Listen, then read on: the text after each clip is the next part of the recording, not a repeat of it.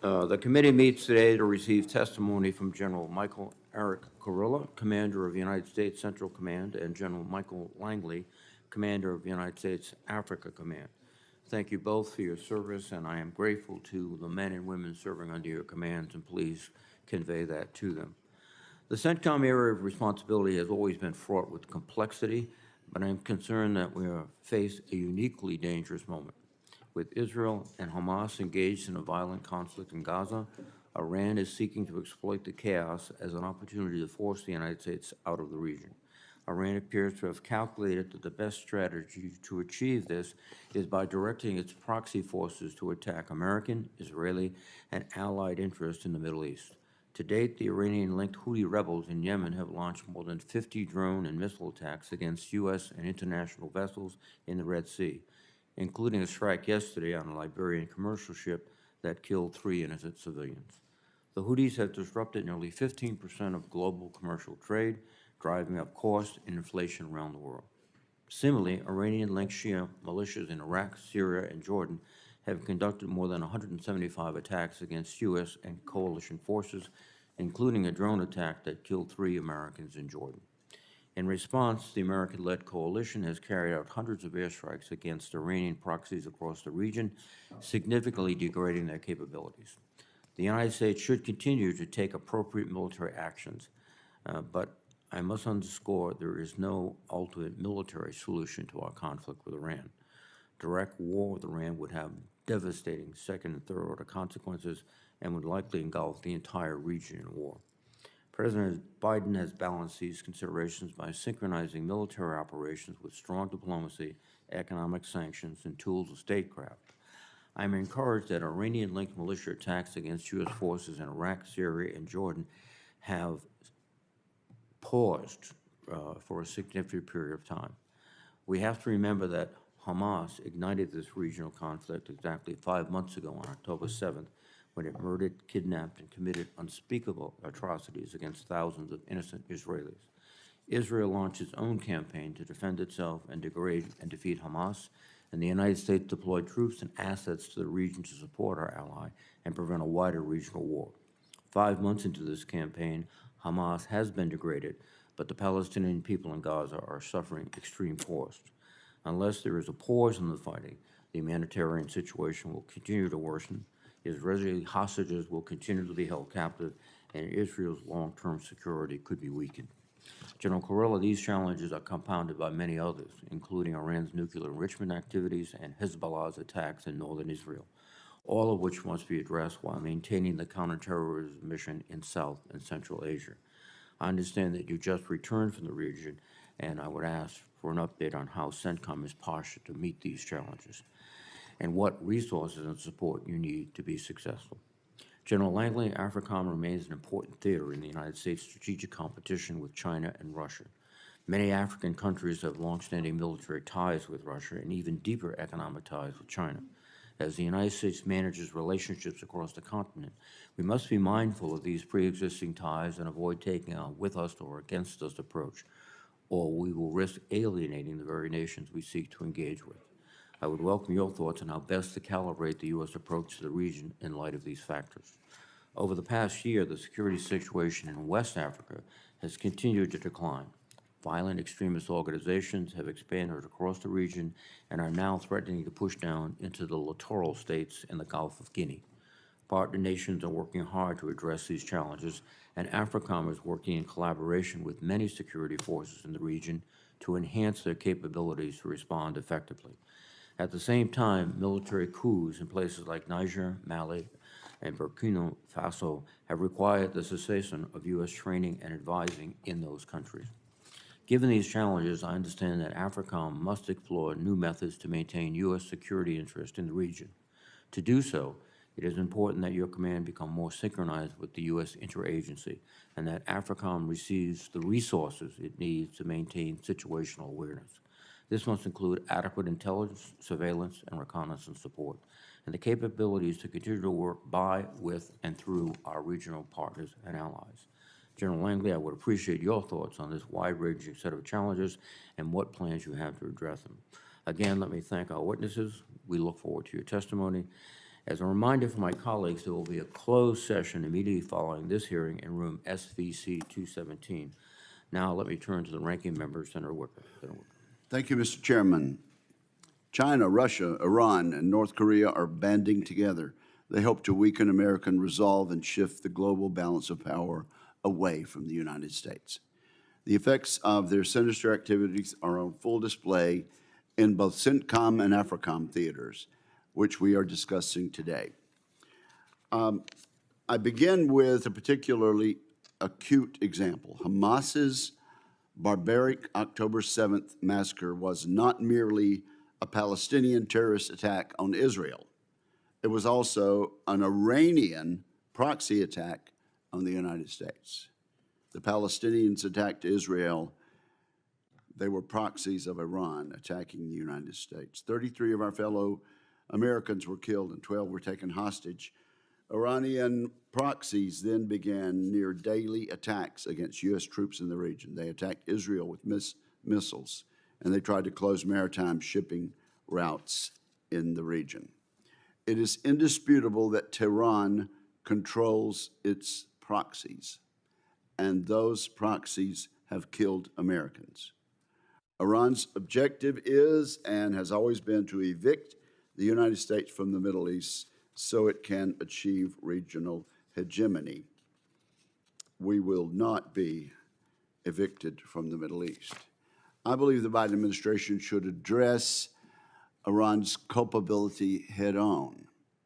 And we can do this without going to war against Iran. The administration spent its first 3 years offering Iran billions of dollars in sanctions relief to restore the Obama-era nuclear agreement. President Biden ordered minor counterstrikes on Iran's proxies in Syria, Iraq, and Yemen, apparently hoping to manage escalation through pinprick responses. This approach has failed and will fail because it assumes that we can deter terrorist groups without causing pain to their chief sponsor, Iran.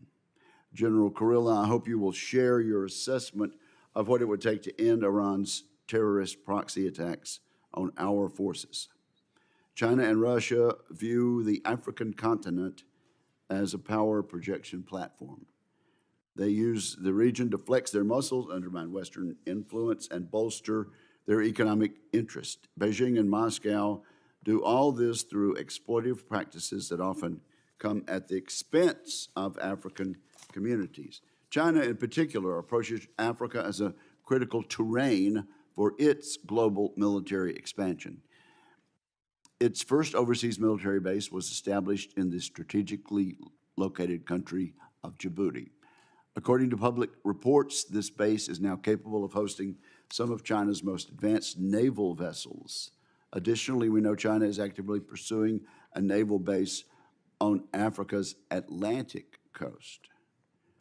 General Langley has said this would, quote, change the whole calculus of the geostrategic campaign plans of protecting our homeland. General Langley, I hope you will tell the committee what is being done to address this disturbing development. Russia's destabilizing activity in Africa is to trade security assistance for access to African natural resources. Putin does this by spreading disinformation and propaganda to sow unrest, prop up sympathetic regimes, and undermine support for Western engagement on the continent. We cannot lose sight of the continued threat Al-Qaeda and ISIS pose in Africa.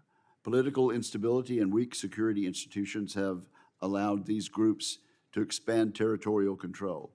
We must maintain sufficient force posture and resourcing in Africa to support our national interests there. At the same time, we must develop more effective non-defense tools in Africa. These would include our ability to use private sector financing in non-development contexts through DOD's Office of Strategic Capital. The world has changed drastically since the publication of the National Defense Strategy. This is particularly true in the Middle East, but the strategy that drives our investments and force posture in both these command theaters must reflect those changes. Thank you, Mr. Chairman. Thank you very much, Senator Wicker. General Kurilla, please. Chairman Reed, Ranking Member Wicker, ladies and gentlemen of the committee, thank you for the opportunity to testify before you today. I'm joined today by Command Master Chief Fleet Derek Walters, the Command Senior Enlisted Leader of U.S. Central Command, and I am proud to testify next to my good friend Mike Langley. On behalf of the soldiers, sailors, airmen, Marines, Coast Guardsmen, and Guardians who serve this command in our nation, I welcome the opportunity to talk to you today. I just returned from my 27th trip to the Central Region. As I sat here just a year ago, the region was on the verge of improbable, unprecedented, and transformative progress. Today, the Central Region faces its most volatile security situation in the past half-century. This is not the same Central Region as last year. The events of 7 October not only permanently changed Israel and Gaza, it created the conditions for malign actors to sow instability throughout the region and beyond. Iran exploited what they saw as a once-in-a-generation opportunity to reshape the Middle East to their advantage. Iran has worked for decades to strategically encircle the region with its proxies, and in the past 6 months, we have seen every proxy in the Iranian threat network operationalized in Iraq, Syria, Lebanon, Gaza, the West Bank, and Yemen. Iran's expansive network of proxies is equipped with advanced, sophisticated weaponry and threatens some of the most vital terrain in the world with global and U.S. implications. Houthi attacks on international shipping and Iranian-aligned militia attacks on our forces in Iraq and Syria are a direct result of an Iranian threat that has been incrementally spreading. However, Iran knows that its decade-long vision cannot be realized if countries in the region continue to expand integration with each other and deepen their partnership with the United States. Violent extremist organizations have also seized on this opportunity. ISIS surged their attacks in Iraq and Syria earlier this year, and the risk of attack emanating from Afghanistan is increasing. ISIS Khorasan retains the capability and will to attack U.S. and Western interests abroad in as little as 6 months and with little to no warning. Strategic competition has also continued to evolve across the region. China and Russia are quick to capitalize on destabilizing influences. They have shown meager interest or capability to reduce regional tensions, but rather they have increased their efforts to pressurize regional partners across all elements of national power. Collectively, Iran, Russia, and China are strengthening their relationships and fostering a chaotic landscape favorable for their exploitation. Iran continues to sell 90% of its oil to China, funding Tehran's subversive activities across the region, and Iran has developed a full-scale production pipeline for supplying weapons to Russia, fueling their war on Ukraine. The ramifications of this partnership have global implications.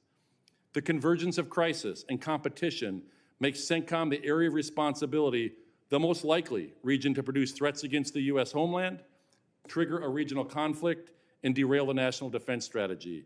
The CENTCOM region also remains critical to the world's energy supply and remains essential for the flow of global commerce. But CENTCOM provides strategic depth to our defense of the homeland, and American security and prosperity are at risk if we cede this space to Iran, terrorism, and China. The stable future envisioned by our national security strategy and shared by our partners supports broader U.S. national interests and is worth striving for. Our partners in the Levant, Arabian Gulf, and Central and South Asia are committed to advancing the region, and the United States remains the partner of choice for now. The degree of U.S. investment in the Central region will be decisive in shaping this future. Our years of a continuous engagement throughout the region serve as the foundation for this investment. U.S. Central Command's strategic approach of people, partners, and innovation reinforces the vision of an integrated Central region and supports the whole-of-government effort to secure our regional and global interests. Our people are the bedrock of everything we do. We are laser-focused on optimizing their talents and highlighting their character and competence to our partners. Our strategic advantage remains our strong military-to-military partnerships, while our adversaries and competitors rely on parasitic transactional relationships. We also innovate with our partners and are developing approaches, concepts, and technologies to address the threats we face, protecting our forces and creating strategic depth in our force posture. These efforts have saved lives. We are clear-eyed about the task before us. The shockwaves of the past year continue to reverberate globally, and our service members are standing the watch side by side with our regional partners right now. They operate in harm's way every day, whether at a small outpost in Syria fighting ISIS or on a destroyer knocking down a barrage of ballistic and cruise missiles fired by Iranian-backed Houthis, and they do so with honor and courage. 5 of our teammates gave the last full measure of devotion as they lived out the oath we swear and the freedoms we cherish. They represent the very best of us, and it is the honor of my professional life to serve as their commander, and I look forward to your questions. Thank you very much, General Kurilla. General Langley, please. Chairman Reed, Ranking Member Wicker, distinguished committee members. It's an honor to appear before you today representing the outstanding service members, civilians, and families of the United States Africa Command. I'm proud to testify with my good friend, General Kurilla, the Commander of the United States Central Command. Now today, I'm also joined by my USAID advisor, Ms. Mara Berry Boyle, and also my State Department Foreign Advisor, Mr. Phil Nelson. They represent AFRICOM's whole of government team and integrated approach to Africa. In the last year, thanks to your authorities, resourcing and support, AFRICOM's all-star team responded to numerous crises and conflicts across the continent. They performed flawlessly, and I'm honored and proud to serve among them. Today's global events, ranging from Russian Federation's war in the Ukraine to the Houthi attacks in the Red Sea, directly impact the lives of millions of Africans. Terrorism, poverty, food insecurity, climate change, and mass migration shatter African lives. These factors sow the seeds of violent extremism and Russian exploitation across entire regions of the continent. AFRICOM's campaign revolves around central themes of ensuring strategic access, countering threats to the homeland and U.S. interests, preparing for and responding to crisis, and lastly, bolstering our allies and partners. This campaign places our African partners at the center, achieving positive change by executing African-led and U.S.-enabled operations focused on our shared objectives. In today's dynamic environment, our whole of government partners require appropriate resourcing. I strongly advocate for our State Department and USAID partners to receive the resources they need to guarantee our combined success. I would also like to highlight a campaign that benefits from our Congress, which supports the African Center of Strategic Studies, which is celebrating its 25th anniversary. In Africa, modest investments and resources go a long way towards achieving our national security interests. Africa faces many challenges, but also offers even more opportunities. With our African partners at the forefront, reinforced by our efforts and the efforts of our allies, we will continue to gain ground towards achieving lasting stability, security, and prosperity on this crucial continent. Thank you for giving me the opportunity to be here today, and I look forward to answering your questions. Thank you very much, General Langley. General Kurilla, you are facing numerous and complex threats, and that's probably an understatement. Is there a purely military solution to the complex threats you face? Thank you, Chairman, for that question. There is no purely military solution to all the complex threats that we face. We need not only a whole of government, all the instruments of national power between diplomatic, informational, military, and economic. We need an international solution to a lot of the problems that we're seeing in the Middle East. Thank you. And how are you trying to integrate these efforts? I know you were just in the region. I know personally you're engaging. What are you doing to get the whole team on the field? So what we do is we have a lot of regional conferences that we bring people together. I spend the majority of my time either talking to my partners or over in the region, physically looking at them eye to eye, and we work together to be able to try and solve a lot of these problems. I try and look at the problems and their challenges in the region through their eyes because they understand the region far better than we ever will, and they provide some interesting solutions and very helpful solutions on how we should approach certain aspects of that. We do have a regional security construct that we get together and we discuss these on. The Houthis have and are continuing to disrupt significant trade and threaten our ships and international ships. It seems difficult to deter them. I know we spoke about the lack of intelligence. Could you indicate some of the obstacles you're facing in deterring the Houthis or taking them out, if you will? So, Chairman Reed, our campaign in the Red Sea is to restore freedom of navigation in the Red Sea, Bab el-Mandeb, and the Gulf of Aden. It focuses on protecting the ships that are there. We have 24 nations that are part of the operation protecting those ships. 17 of them talk about it publicly. And then we also want to degrade the Houthis' offensive capability, anti-ship ballistic missiles, anti-ship cruise missiles, and the myriad of other systems that they are using, all provided by Iran. But to degrade that capability means nothing if Iran is able to resupply them. So we have an effort to deny Iran the ability to resupply them, and that's where we need more of an international and a whole-of-government approach to be able to stop Iran from resupplying the Houthis.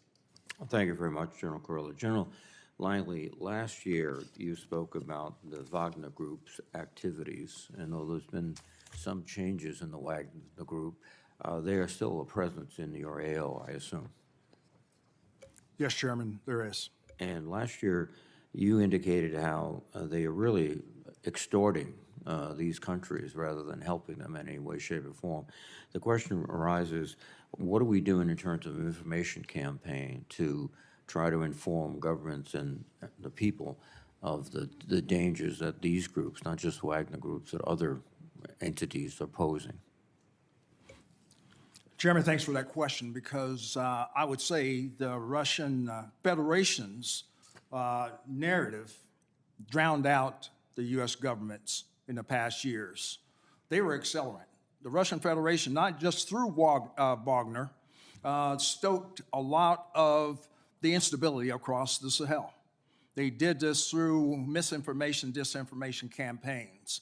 So I see how we could double down in our efforts is through our own information campaign, but matched with our assurance efforts across the whole of government. Just not building military and security capacity, but all the story needs to be told about the successes of USAID and State Department collectively in all of our operations, activities, and investments.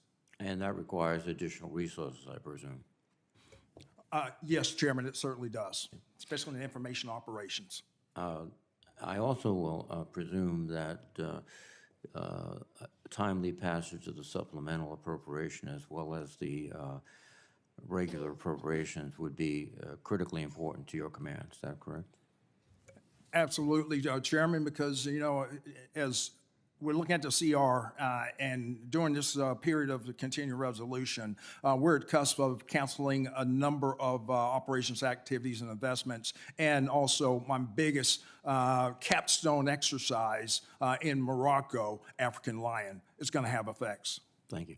General Kurilla, passing the supplemental as well as the budget is critical to Central Command? It's absolutely critical. On the supplemental, Chairman, $2.4 billion, $531 million of which is for counter unmanned aerial system defense, the very systems that are shooting down a lot of these systems. It's for our command and control systems. It's for a lot of the modernization efforts that we need. Thank you very much. Senator Wicker, please. Thank you, Mr. Chairman, and I do appreciate the chair and the general pointing out the importance of passage of the supplemental. I would gently make this point about the regular appropriation bills. In the Senate, they were all reported by the Democratic chairman and the Republican ranking member for reasons not clear to many of us. The distinguished Democratic leader has chosen not to bring the bills up to the floor before the end of the fiscal year in regular order, and that's mystifying to me. There's no one else on the face of the earth that can bring an appropriation bill to the floor other than the Democratic leader. And I certainly share the unhappiness and disappointment on both sides of the dais about the fact that we have not been able to get our appropriations done on time. General Kurilla, we would like to avoid war with Iran, correct? That is correct, Senator. Now, does Iran seek war with the United States? They do not, Senator. They'd like to avoid head-to-head war with the United States.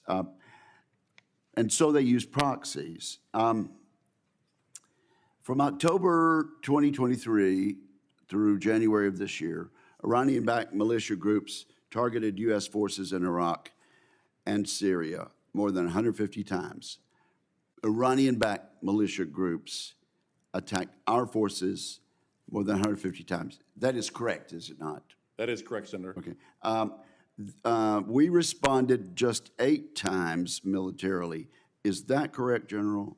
That number sounds correct, Senator. Okay. Now, unfortunately, the proxy attacks continued, and on January 28 of this year, 3 U.S. servicemen were killed and more than 30 were injured at Tower 22 in Jordan. That's also correct, isn't it? That is correct, Senator. Okay.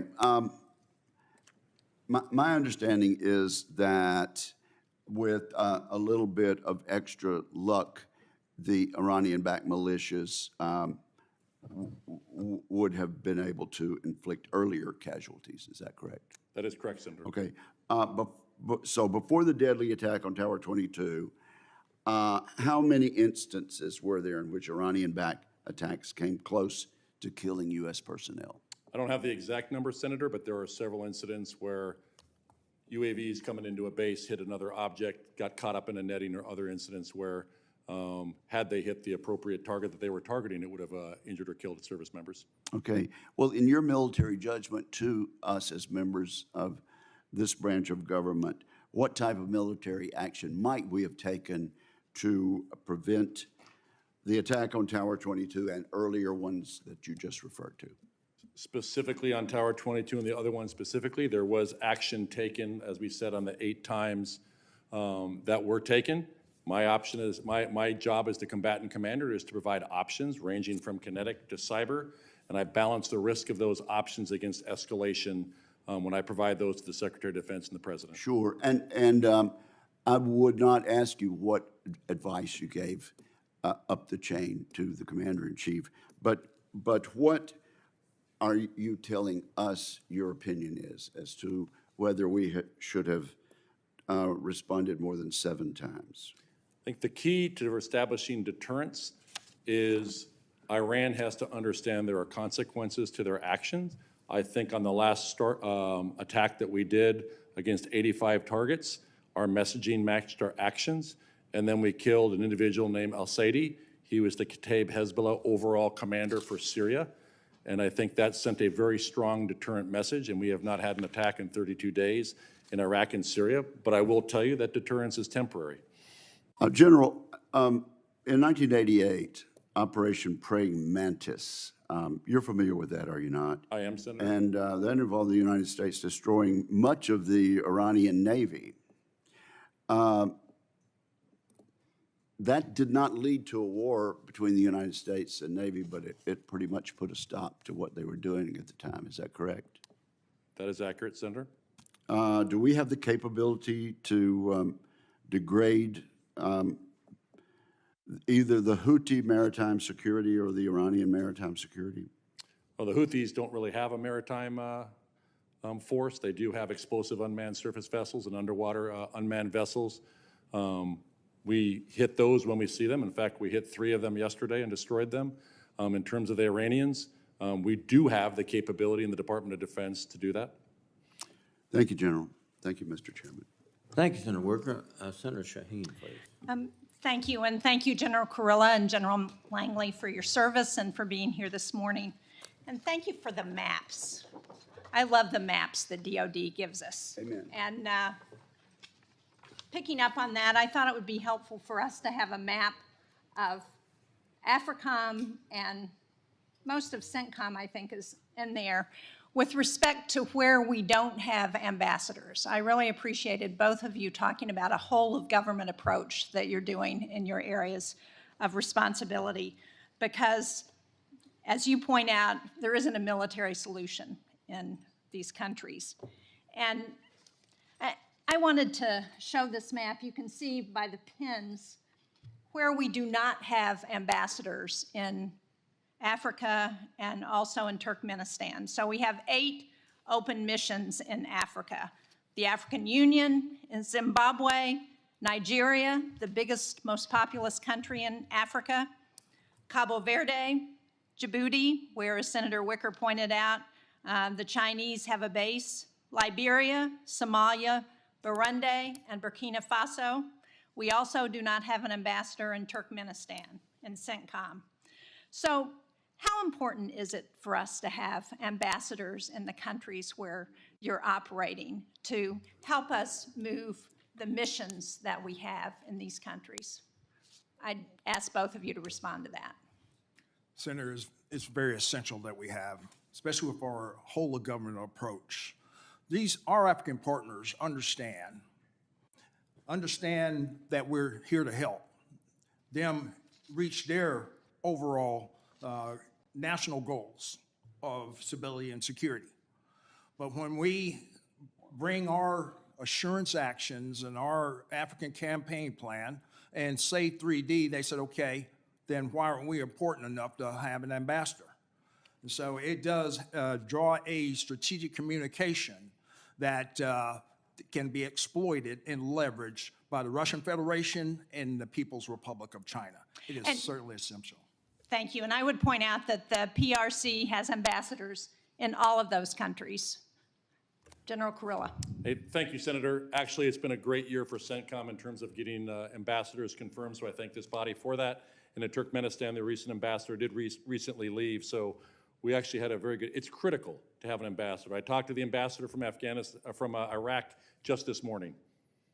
Well, thank you. I would hope that our colleagues on both sides of the aisle, but particularly those Republican colleagues who have been blocking these ambassadors, will help us get this done. It's in our national security interest to have ambassadors in these countries. It helps not just with your mission, but with other efforts that Americans are making in those countries.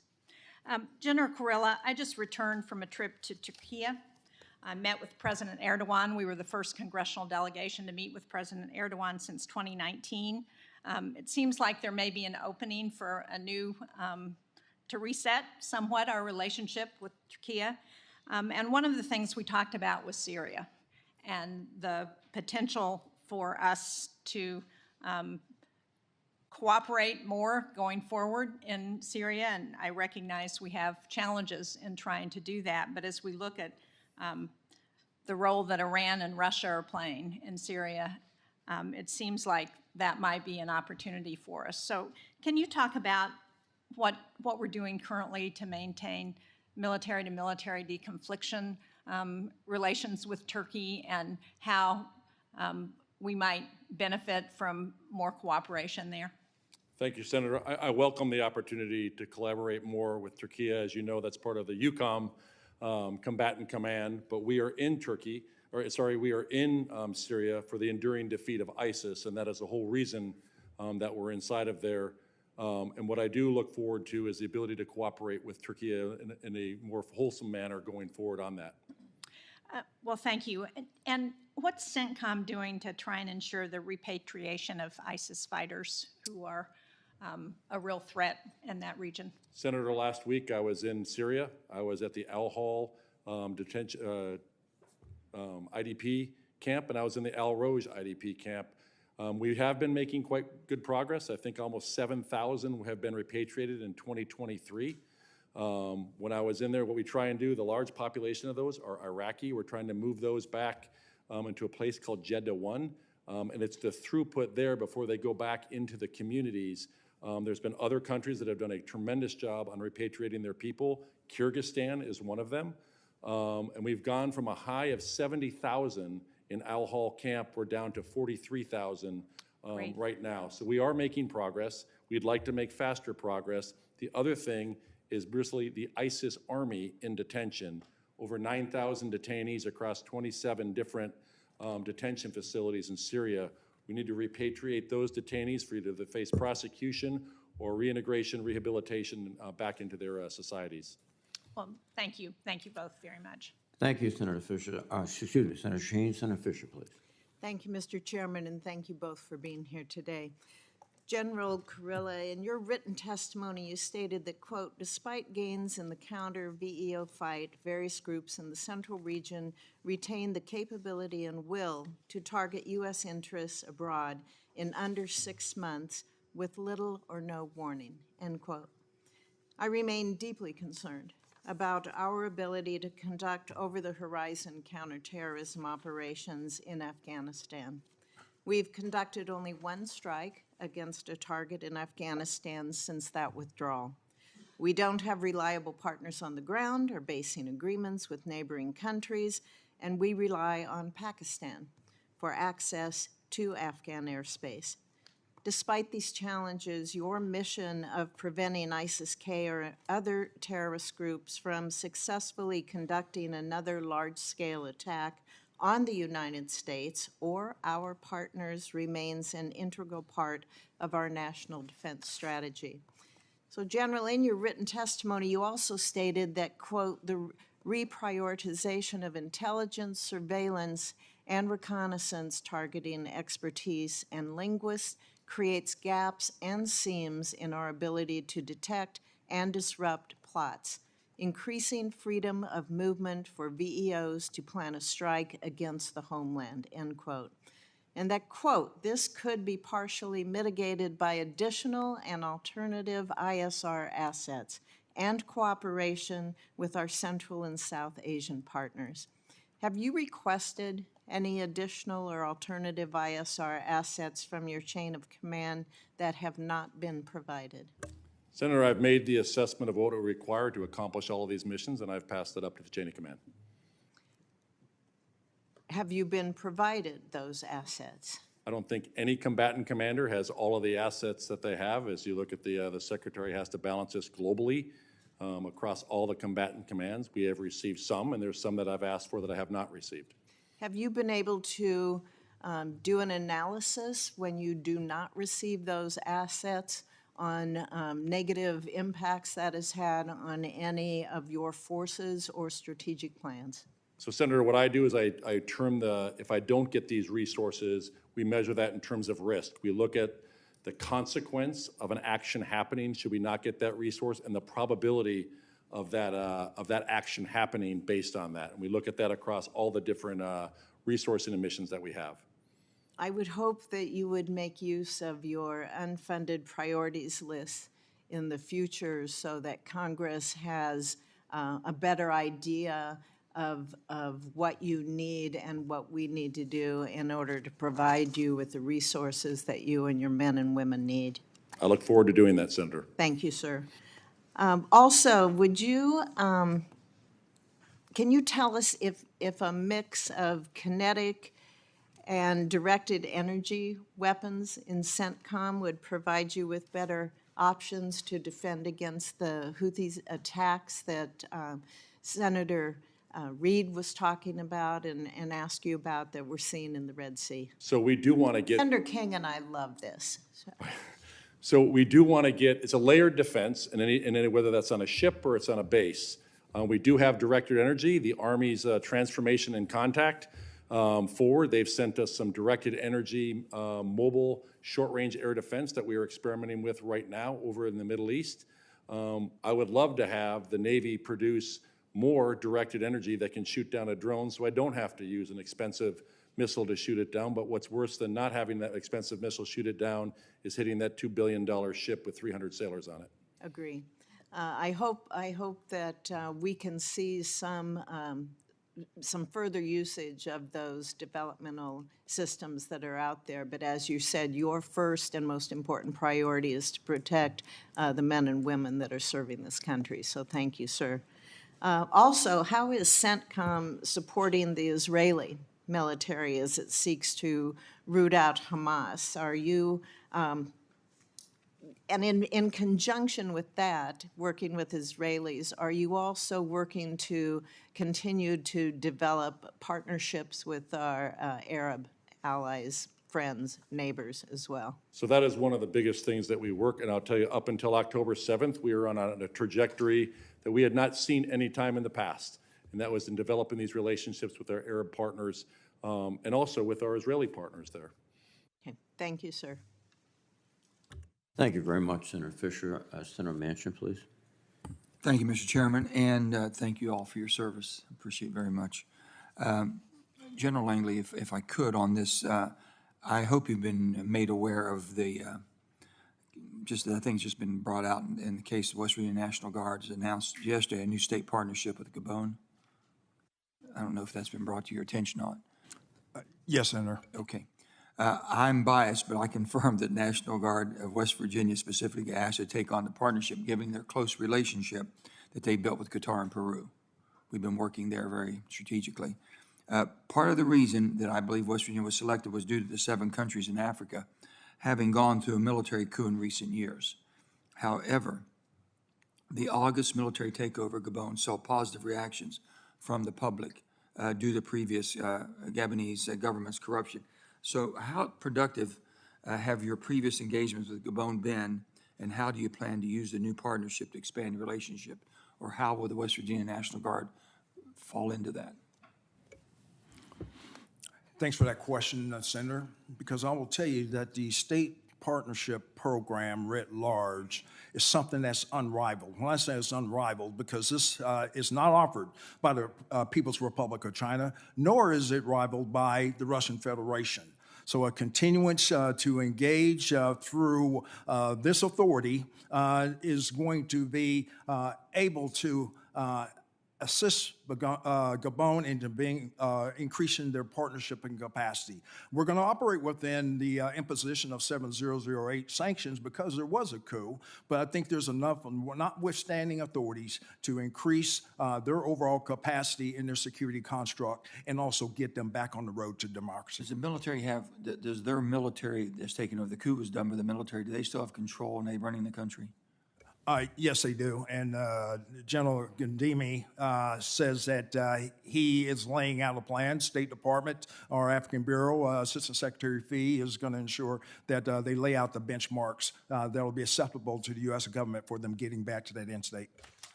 General Kurilla, if I may, Iran continues to fund their terrorist organizations and all their allies that they've been working with.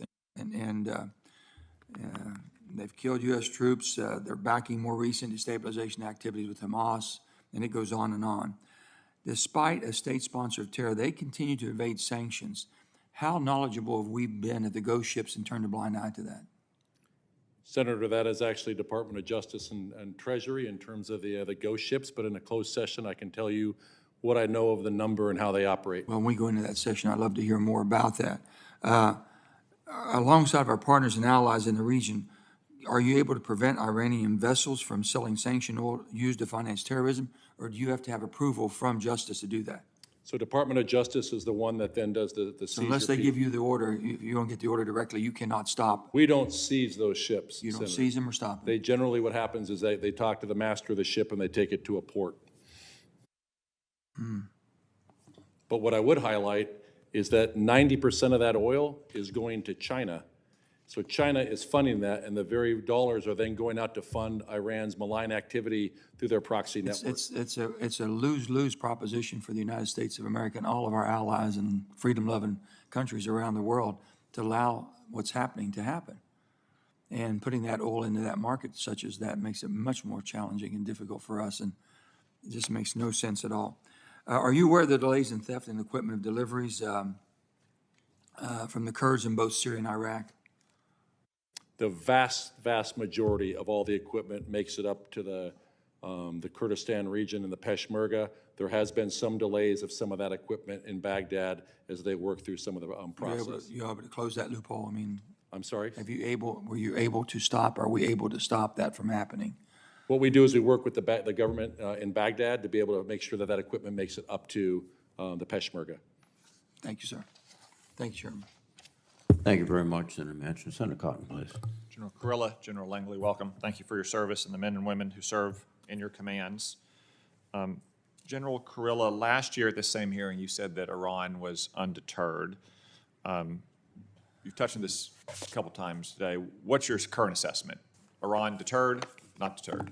I would tell you Iran is undeterred in support to the Houthis.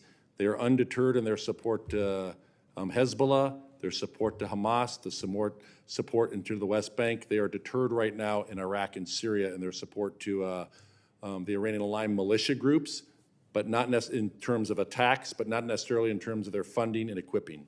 Okay. I think in response to Senator Wicker, you said there hasn't been an attack in Iraq and Syria in 32 days, About 32 days. and that's what you judge they're deterred? I also base it based on the intelligence that I read. Okay. But you also use the term temporary. That Deterrence is always temporary.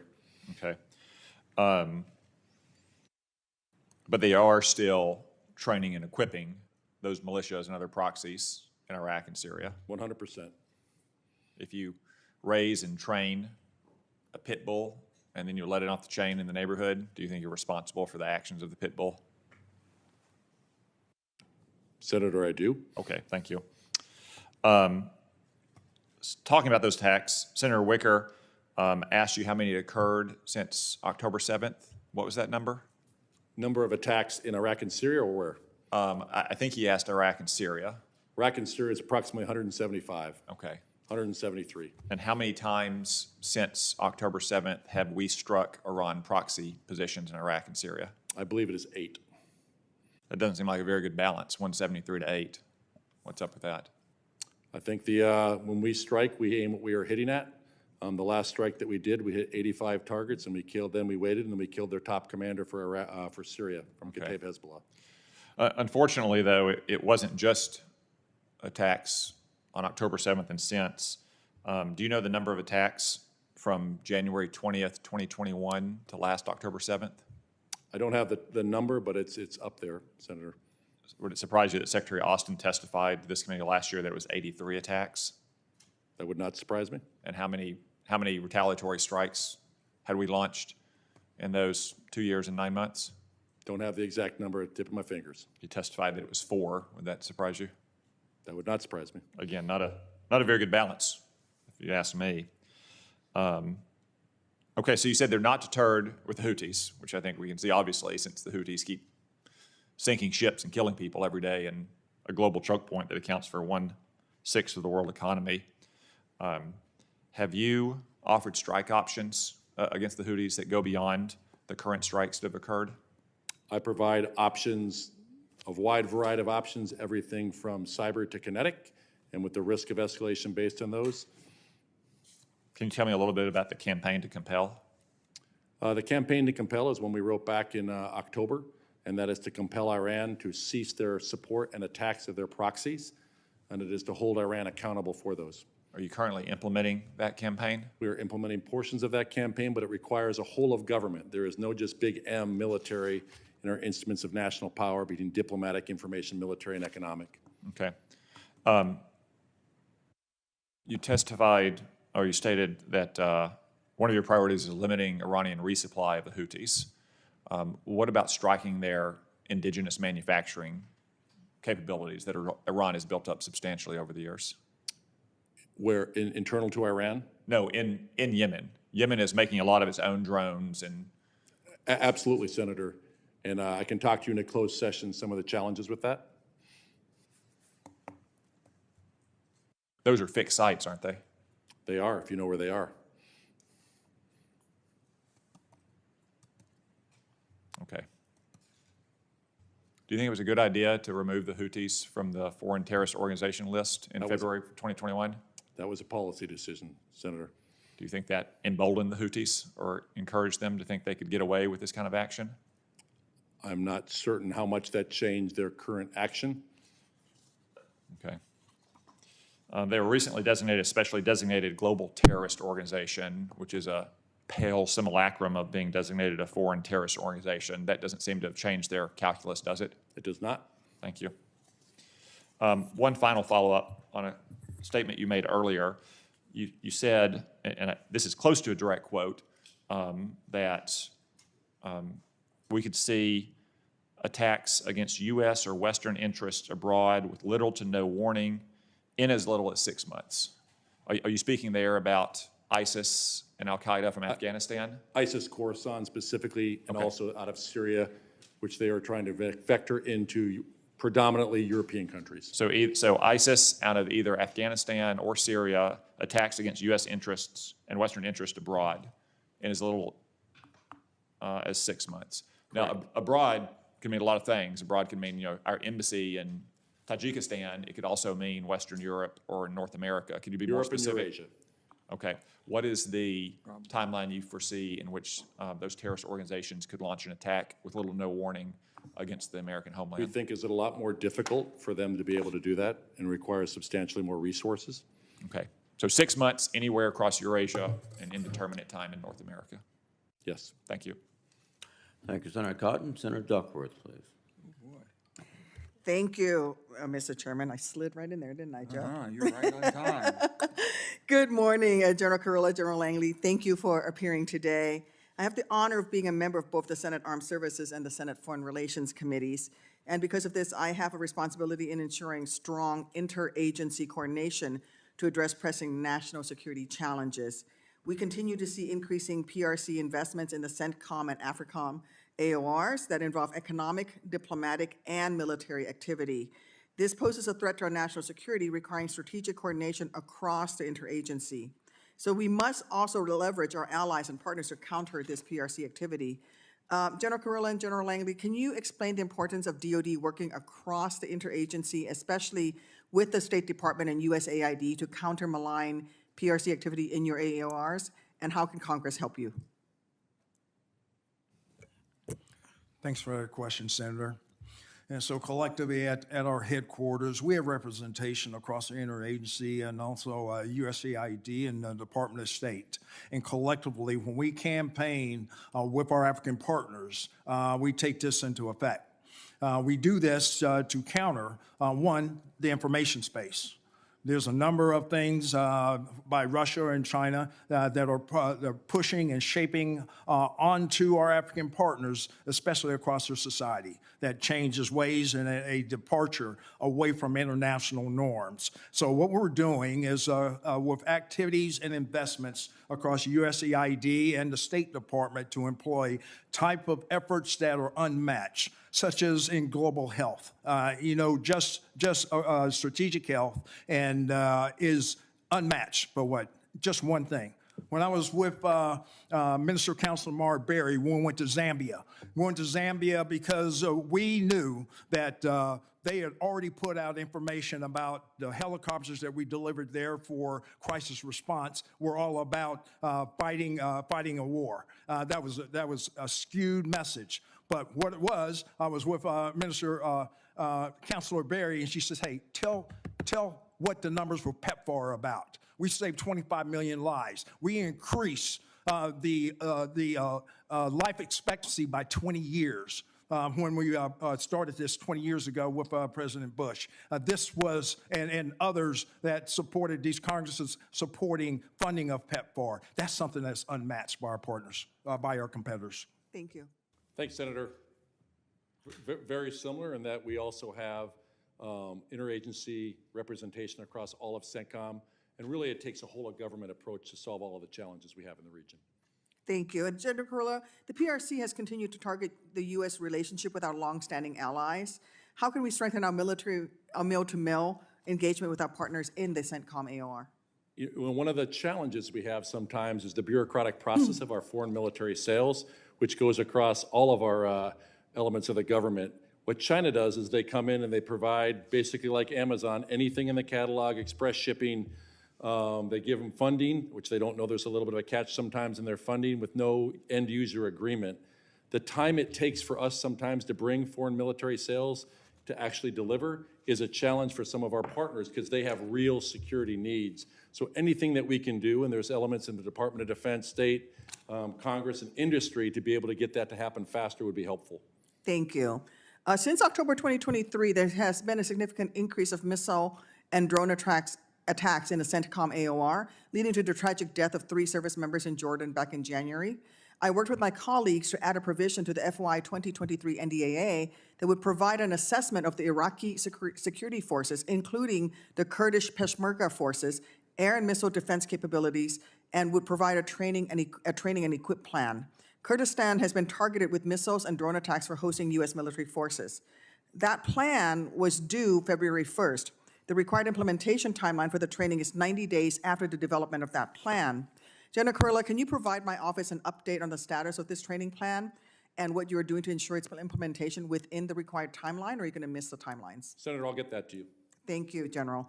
How is CENTCOM working to ensure that it has an integrated air and missile defense system to counter the increased threats posed to U.S. service members in the region? So that is one of our top things that we are working on, Senator, through our regional partners. One of the first things that we're trying to do is come up with a common air picture. You have to be able to see the threat before you can defeat it, and where there's many elements that we are doing in terms of radar sharing agreements with a lot of our regional partners. Thank you. I yield back, Mr. Chairman.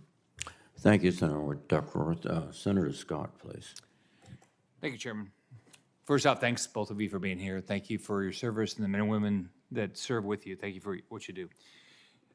First, John Kurilla, can you talk about why we're, what's caused us to put all these assets in the Red Sea area? Why are you there? So the U.S. economy relies on open sea lanes. Right now, when you look at the Red Sea, 30% of all container traffic travels through there. 12 to 15% of the entire global economy flows through there. And by our national security strategy, we will not allow a state or non-state actor to affect the freedom of navigation of the Strait of Hormuz, the Bab el-Mandeb, or the Suez Canal. How many of those container ships come to the States? I can't give you the exact number of those container ships, but right now what we are seeing is a diversion of not going through the Red Sea. For instance, if you're talking oil that comes through, we're seeing a diversion of that, and it goes around the Cape of Good Hope. What that's going to do is bring products late to need to market, and it'll price increases as well. Do you have a feel for how much money we're spending right now with all the assets we've added since the Houthis started shooting at us? I don't have an exact number for you, Senator. Do you have any feel for how much they're spending? I don't have an exact number for you, Senator. So the attack on the ship that killed the Filipinos, how's that going to change anything? In what sense, Senator? Are you going to get more international support, or are you getting that much international support, or is this really borne by the American taxpayer? There's 24 countries right now that are providing support in Operation Prosperity Guardian. The first ship that responded to that was an Indian ship, an Indian destroyer. There was an Iranian ship 30 nautical miles away from that sat and watched. And another thing I've never seen is a Chinese ship respond to a safety of life. And all these ships that we have out there from all these 24 different nations, whether it's ships or service members participating in this, we work together to be able to defend those ships or respond. Do you have any feel for what percentage of the cost is being borne by our military versus the Indian military, the British, anybody else? I'm assuming that the cost of a ship is roughly the same to operate.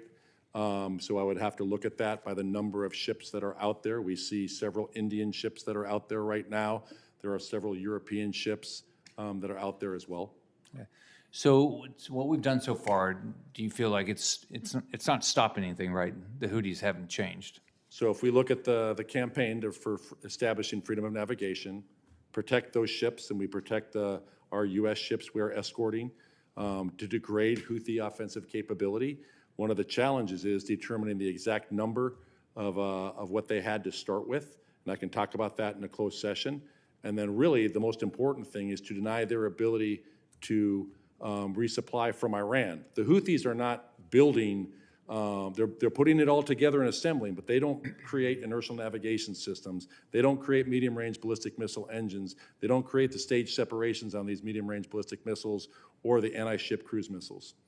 Do you know of any products that we would miss if the Red Sea there was no travel through the Red Sea? I think you'd have a lot more expensive products and it would affect the global economy. So do you have any examples? I think the stuff that flows through the Red Sea in terms of products, I think you would see products late to need. You also have shipping containers there'll be a shortage of. The market will adjust, free markets adjust, and what you'll see is a higher price of commodities. Yeah. Thank you. General Langley, can you talk about why we care about what's happening in Africa right now? I mean, if you tell the American taxpayer, why are we there? Why are we spending the money we're spending there? Thanks for the question, Senator. For access and influence. I'd say that a number of countries are at the tipping point of actually being captured by the Russian Federation, as they are spreading some of their false narratives across Libya. And from a strategic answer piece, access influence across the whole Maghreb, that is NATO's southern flank. We need to be able to maintain access and influence across the Maghreb from Morocco all the way to Libya. The PRC and Russia are also remaining exploitative where possible and coercive when necessary. They want that ground. They want power projection capabilities. So for the most part, the rest of the continent is also for mining concessions, whether it be gold or rare earth minerals. Both of them have a long-range plan. But I think at the accelerated pace, Russian Federation is really trying to take over Central Africa as well as the Sahel. Thank both of you. Thanks. Senator Scott, Senator Blumenthal, please. Thank you, Mr. Chairman. Thank you both for your service and all the men and women who serve under your command. I recently visited the region, particularly our base in Jordan, the MSAB base, jointly manned by our Air Force and Armed Services and the Jordanians, and read also Tom Friedman's piece in the New York Times detailing his travels with you, General Kurilla, through Western Jordan and Syria. What I saw there and heard from our commanders was about the small, nimble Iranian drones, Shahed 101s, that were apparently used in the attack that killed 3 of our service people, and the potential for those small, cheap drones to swarm and to strike targets because of their number and because of the difficulty of detecting them. They fly low and they are slow.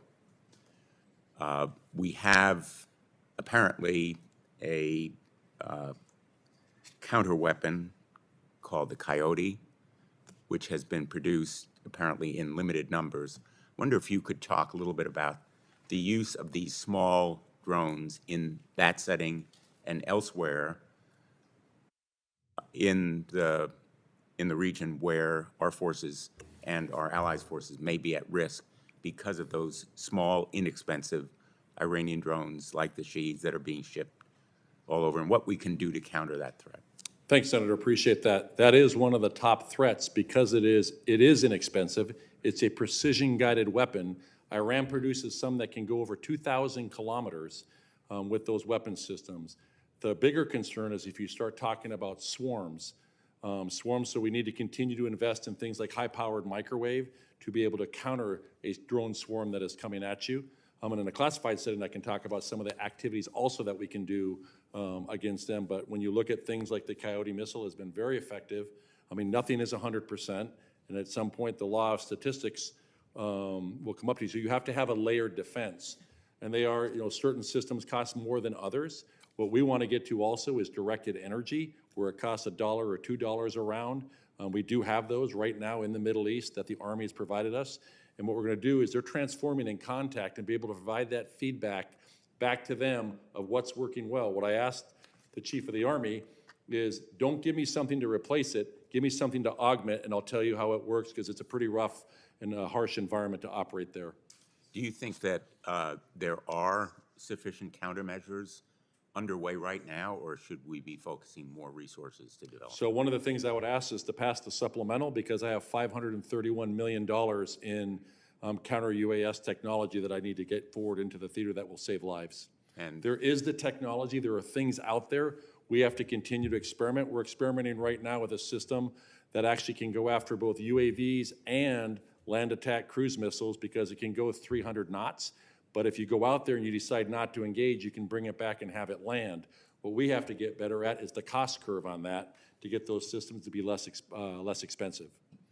in response to some of my colleagues' questions about Iranian oil, you've rightly observed that it's not simply or solely a military problem. Obviously, a lot of it is sold to China, so it's an export control or sanctions issue.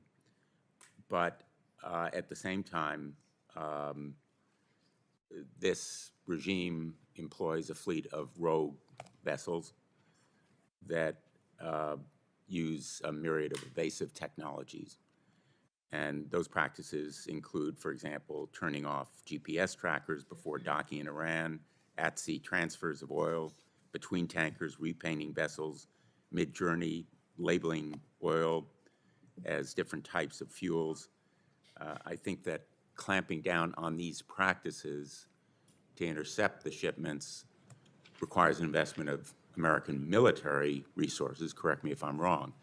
Do you think we've invested enough? So right now, we do not do any of the seizure of any of that oil. It's generally done by the Department of Justice and Treasury, but Justice then usually contacts the master of that ship and tells that ship that they are carrying, if it's on a larger commercial ship, they tell them they're carrying sanctioned Iranian oil. But then there's this whole ghost fleet that you mentioned that is out there, and we can talk about that, I think, best in a closed session. And wouldn't our interceptions be more effective if it were more than just the Department of Justice? I worked for the Department of Justice as a prosecutor. I have great faith in the lawyers there, but they're not military people. I don't know how much they understand the logistics or the force requirements. And Senator, if I was given that mission and the appropriate resources to accomplish it, I'm certain that we could accomplish the task given to us. Thank you. Thank you both again for your service. Thanks. Thank you, Senator Blumenthal. Senator Tuberville, please. Thank you. Good morning. How are you? Commander Langley, you stated that you seamlessly integrated CENTCOM regarding activity with Red Sea. What type of support are you giving them? And would you support an increase if the activity continued to increase? Senator, I can get more explicit in closed session, but I can tell you, both myself and General Kurilla can always use more intelligence, surveillance, and reconnaissance assets. That's something that's in high demand globally with the challenges and the emergent threats across the globe. That's just one of the areas that would actually help us in protecting the force and also indications and warnings against attacks on America. Thank you. China's been investing in economic infrastructure developments in Africa since the 90s. What are the operational advantages that China has over our efforts in Africa, and what are we doing to help out on that? So, Senator, right now, China has a plan, a long-range plan, but they're coming in with their Belt and Road initiatives, but I think they do have global aspirations for a security construct to get a decisive advantage over the United States. We need activities and investments to deter that. Especially engaging with our partners, our African partners, and telling them to ensure that they're not militarized. So this takes information campaign that's successful, but also assurance actions of building partnership and capacity where they won't need China in their false offerings of security construct. Thank you. General Kurilla, we feel your pain on needing more money. Most of us are for the Israeli supplemental. I know we have a disagreement on all of it up here, but we surely want to help. I'm going to ask you, you might not want to answer this one, ask about your rules of engagement for our military forces. They appear to be very lax. What's your thoughts on that? Senator, in terms of where or what? Engagement with The Houthis? Anybody that attacks our forces in the Middle East. Senator, so when I look at the Houthis, for instance, I think in the last 72 hours, we've destroyed, under my authorities and the really all the way down to the individual self-defense authorities, we've destroyed probably 8 anti-ship missiles, shot down one-way attack UASs, explosive unmanned surface vessels. They have all the authority they need to protect themselves. The other strikes that we do, those are presidentially approved strikes. Any other bases in the Middle East, do we have different rules of engagement? The rules of, everyone has the right to self-defense, and those are the strikes that we take. Other than that, those are presidentially approved strikes. Thank you. You know, most of us up here, we don't really get it when it comes to this administration's support of Iran.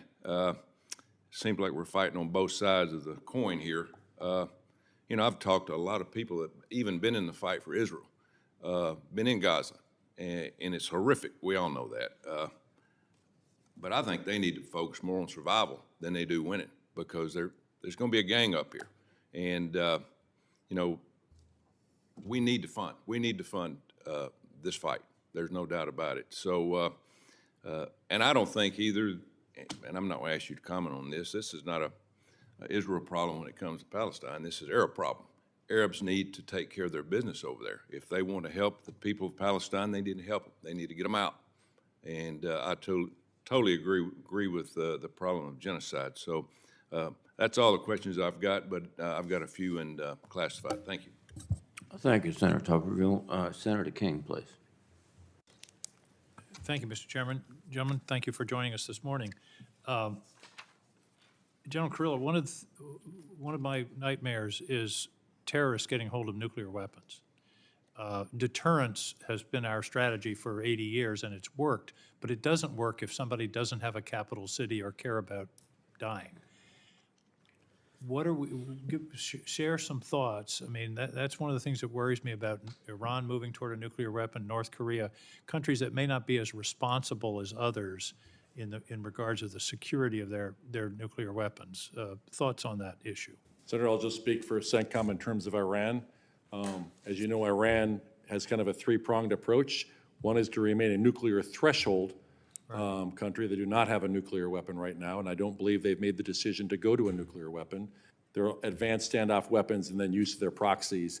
They have, and this is open source and unclassified, their production of 20% enriched uranium has increased by 64%, and their production of 60% highly enriched uranium has gone up 39% over the last year. And that is all creating the highly enriched uranium. That is not the nuclear weapon. You would then have to weaponize that, but it's the assessment that they could create enough highly enriched uranium, i.e. 90% in a matter of weeks of approximately 3 systems. And then they would have to weaponize that going forward. And then the question, if they take those steps, what about Hezbollah, Hamas? I mean, that's the danger that I'm worried about is Iran has to worry about Tehran, and deterrence is a factor. If it gets into the hands of a terrorist, then deterrence doesn't work. And that is a great concern, but a nuclear-armed Iran would change the Middle East overnight and forever. It would probably lead to nuclearization of other neighboring states. 100%. Of course, one of the issues in Gaza right now is humanitarian aid. Very complicated, difficult to get in, checkpoints, trucks lined up. What about the option of seaborne humanitarian aid? And also, Admiral Stavridis suggested a hospital ship coming to Gaza to provide medical care, which would avoid some of these problems of Hamas being embedded underneath hospitals. So, Senator, I was in the region last week. I will tell you the suffering in Gaza is significant, the human suffering. I was in Al Arish and the Rafah Gate. I saw 2,500 trucks loaded with humanitarian aid waiting to go in. The challenge is the security and distribution internal to Gaza. Just this morning, about several hours ago, we did another third drop to the northern part of Gaza. That is where the human suffering is the greatest. That's north of the Wadi Gaza. That's an area that kind of cuts Gaza in half. There's about 300,000 individuals that live there. There used to be 1.4 million. There is no Israeli presence in the north. They've predominantly defeated that by getting the distribution of the aid up to there. So I've also stood at the Eretz crossing last week, and I was down at the Central crossing into Gaza to look at options of how do we increase the land-based trucks going into there that then can get into the north. And then we have provided options of a maritime-based option to be able to bring humanitarian aid into Gaza as well. And a hospital ship would be an option? I mean, there are obviously many wounded if that is the direction. I know that there is hospital ship on the East Coast. If I was given that, I would figure out the best way to utilize that. Let's move to Yemen for a minute. I've been surprised, frankly, that once we identified that Yemen was firing these missiles into the Red Sea, that it's taken so long to disable them, and I understand they are continuing to make those kind of attacks. First question is, why has it taken so long? I thought we had fantastic intelligence and targeting ability. How come a small country like Yemen is still at it? So what I would tell you, the Houthis, while they are a tribal force up in the northwest of Yemen, they are fighting with the most advanced weapons that Iran has, and they are being provided by Iran. So we're basically fighting the Iranian weapons through the hands of the Houthis. In a closed session, I'll go into great detail the challenges right now internal to targeting inside of Yemen. Well, I think Senator Fisher mentioned this, but directed energy this is a place where directed energy would really pay off, because those missiles that we're firing to knock down their relatively inexpensive missiles are $2, $3, $4, $5 million a pop. Directed energy is about 50 cents. So I think that's something, I hope that there can be an acceleration of the development of that capacity. I'm 100% supportive of that, Senator. Thank you. When he's 100% supportive of something I suggest, that's a good time to stop. Thank you, Mr. General. Thank you, Senator King. Senator Warren, please. Thank you, Mr. Chairman. So the United States has put a number of rules in place to ensure that we don't inadvertently contribute to civilian casualties. But rules on the books are not enough. I want to make sure that these rules work and that our military leadership is putting the protection of civilians at the forefront. Defense Secretary Austin has said preventing civilian harm is, quote, a moral and strategic imperative. And during your confirmation hearing, General Kurilla, you agreed and you said you would work to improve those processes. And the DoD has taken an important step in that direction when it issued the Civilian Harm Mitigation and Response Instruction last December to provide guidance on how the department should prevent and respond to civilian harm. And I want to thank you for that. Among other things, the guidance directs the department to identify whether the partners and allies we provide weapons to will mitigate civilian harm. Now, General Kurilla, can we get an accurate picture of whether U.S. arms transfers contribute to civilian harm if we don't collect information about how these weapons are actually used? Yeah, so Senator, I am not involved in the advising of the ground operations. I understand that. I understand, but do you need information about how the weapons are used to figure out if the rules are effective? To be able to answer that last question, we would. Yes, all right. It would seem to me to be crucial, but the Government Accountability Office identified significant gaps in our oversight about how the weapons are used, particularly in Yemen. And in response, the Department of State established a civilian harm incidents response guidance to investigate, and it created an internal database to track reports of partner governments suspected of using U.S. weapons against civilians. And yet, the Department of Defense has not created a similar process or committed to work with the State Department on its efforts to get the information needed for civilian harm. So, General Kurilla, why is that? Why wouldn't DoD want the information on whether our partners are using U.S. weapons against civilian populations? I can't speak for why the Department of Defense does not have that, Senator. But I take it you'd like to see it? I think anytime we can do anything to do civilian harm mitigation. So once, as you mentioned, we stood up our own civilian harm mitigation response team. We have hired 9 of the 10 individuals to And fill I'm that. grateful for that. I'm just asking about getting the data. More data helps us make better decisions. Better data always does. I will tell you, it will be a difficult data to get, though. Okay, I understand that, but State Department is committed to that. I'd like to see DOD committed as well. Now, another tool that we have for preventing civilian harm is Leahy laws, which require DOD and state to vet foreign forces for any gross violations of human rights before providing U.S.-funded assistance. This vetting process is a cornerstone of our human rights policy and is supposed to ensure that we don't contribute to human rights abuses abroad. However, DOD seems to find ways around it, and I just want to take one example. General Langley. Should the U.S. provide assistance to a military that is notorious for targeting civilians or that recently overthrew its democratically elected government? Senator, no. No, good. I like that answer. That's exactly right. And yet, the U.S. military's exercises last year and planned exercises for this year included Mali and Sudan, where that has occurred. DOD claimed that under the Leahy law, it does not need to vet foreign forces for human rights abuses when it engages in activities such as joint military exercises, because DOD does not technically categorize that help as assistance. Now, when Senator Cardin and I found out about this practice, we sent a letter to DOD raising our concerns, and I'm glad that DOD stopped its exercise plans in Mali and Sudan. But we need to proactively close this gap and protect civilians going forward. The protections that we have for civilians, both in the statute and in guidance, can't just be pieces of paper. They need to have a real impact. We need to strengthen our tools for preventing civilian harm, and I look forward to working with the committee and with you to do that. Thank you. Thank you, Mr. Chairman. Thank you, Senator Warren. Senator Peters, please. Thank you, Mr. Chairman. Gentlemen, welcome, and thank you for your service.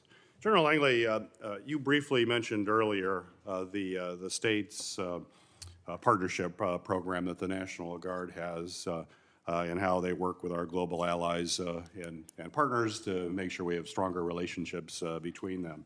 As part of the state partnership with Liberia, the Michigan National Guard engineers have trained and they've built critical military infrastructure, as well as helped to combat infectious diseases in Liberia. That's gone through some significant challenges, as you know, in years past. These partnerships advance state partner priorities, as well as objectives of combatant commands, including AFRICOM. So my question for you, General, is if you would expand before this committee on your earlier comments about the strategic importance of the National Guard State Partnership Program in your command, and specifically, how have Liberia and other countries benefited from this ongoing relationship with the Guard, and how do you see that developing in the future? Senator, thanks for that question, because what myself and General Hokerson have been laying out into the rest of the decade is a plan that will get more strategic partner programs across the continent. And here's how it helps. In our overall competition with the PRC and the Russian Federation, they can't match that. The way we build and partner with our countries, with our African partners, builds capacity and capabilities, and also gives them appreciation for the rule of law of armed conflict, and working with the partners, and makes them even more resilient in getting into their own civil society and closing the gap between civ-mil, some of the drivers of instability. Partnering with just California and Nigeria and others have been the bedrock of stabilizing and increasing capability in our African partners. That is unmatched by our competitors. Oh, it's great to hear. Great. Thank you, General. General Kurilla, CENTCOM has become a proving ground, I think, for new operational concepts, for technologies, weapon systems, as well as formations. Whether it's deterring the Houthi attacks that were out of Yemen, or countering Iranian proxies. CENTCOM provides a valuable operational environment for experimenting with some cutting-edge innovations and what is, without question, as realistic and as relevant as you can possibly get. CENTCOM Task Forces 39, 59, and 99 are combining AI. They're combining that with unmanned systems, as well as some commercial technologies that clearly will give the DoD an edge in future conflicts. So my question for you, sir, is what lessons learned are you sharing with other combatant commands as they stand up similar task forces? And how are you helping to accelerate the adoption of these commercial technologies into the broader DoD mission?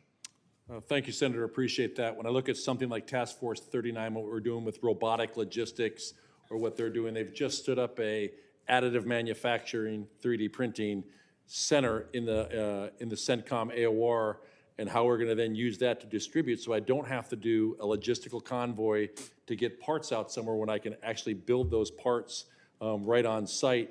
I don't have to wait for those parts to come. Or Task Force 59, which right now we have dozens of unmanned surface vessels out on the ocean right now, providing indications and warnings in real time back to our Maritime Operations Center to help feed that intelligence picture. What we can do in the central region sometimes might not, if you were to put some of the systems out in the middle of the South China Sea, they might not last very long right now, where we can put those out and be able to learn and experiment and then figure out how best to use them in all the combatant commands, and we do share our lessons learned. Right. Thank you, General. General Langley, African military leaders are enrolled, to my understanding, in as many as in many of China's 34 military officer academic institutions and their associated non-commissioned officer schools. In fact, I think the PALA annually educates roughly 2,000 African military leaders currently. And I'm certainly troubled by that and concerned that these training efforts are clearly part of PLA's broader efforts to have control or have significant influence in Africa. So my question for you is, how is AFRICOM establishing military academic partnerships with African nations to counter China's efforts in this area? Senator, thanks for that question, because that leads into my request for more international military and education training for our African partners. They treasure our values.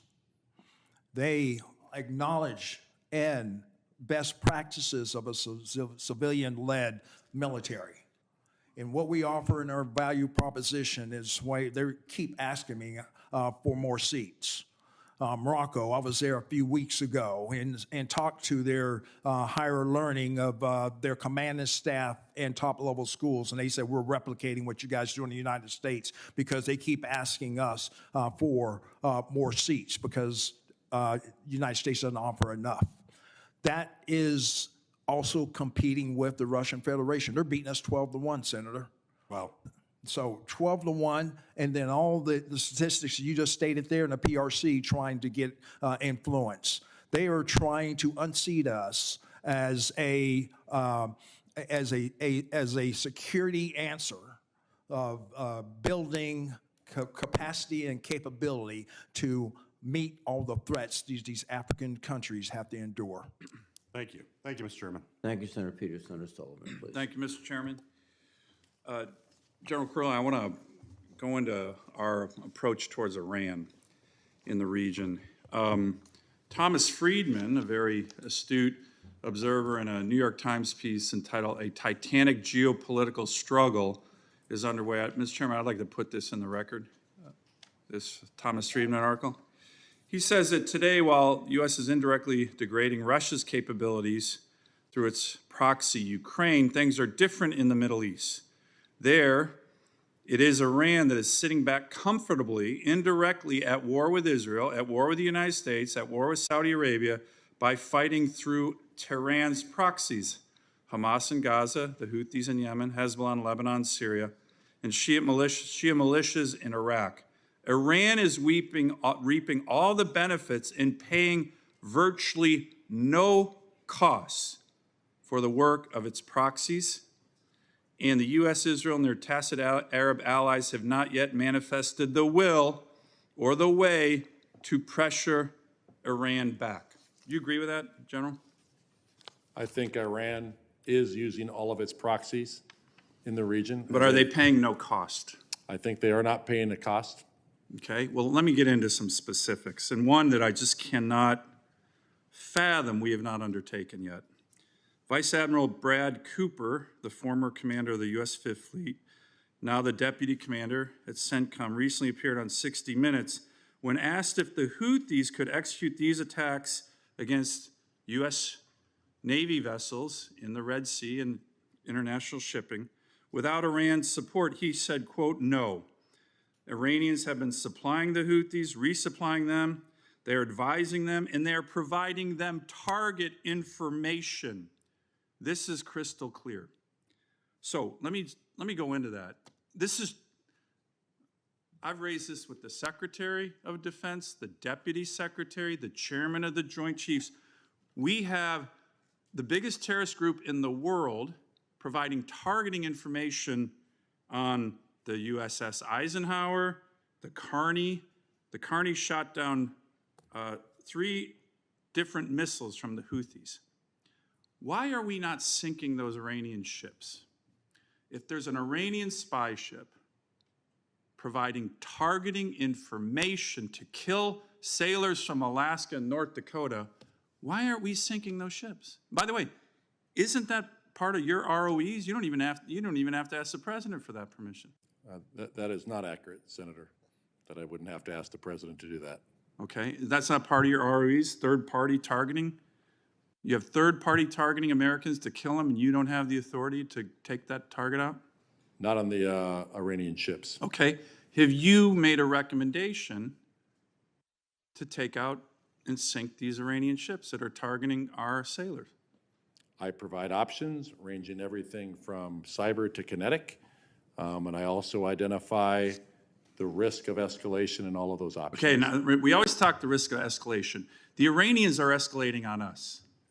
We have it backwards. I talked to the chairman about this.